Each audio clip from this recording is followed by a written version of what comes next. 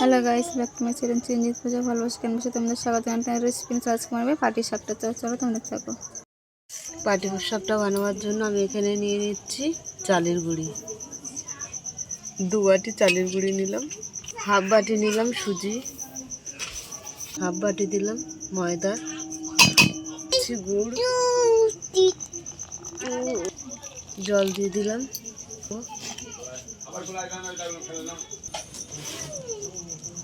আর একটু পাতলা করব।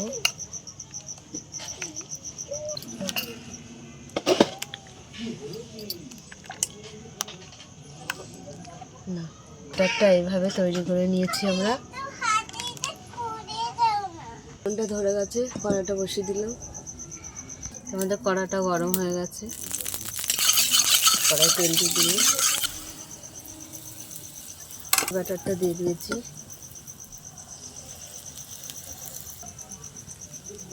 তো আমরা একে একে পাটি সাপটাগুলো বানিয়ে নেব।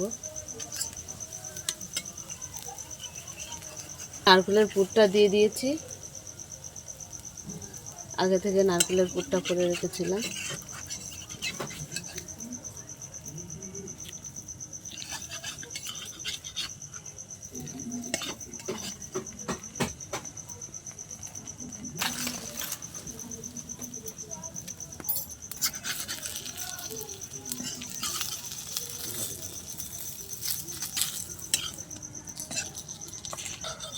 তো একটা আমাদের পাটি সাপটা হয়ে গেছে, তুলে নিলাম।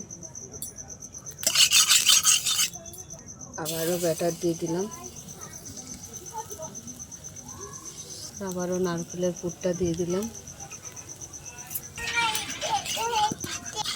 তো আরও একটা পাটি সাপটা হয়ে গেছে, তুলে নিলাম।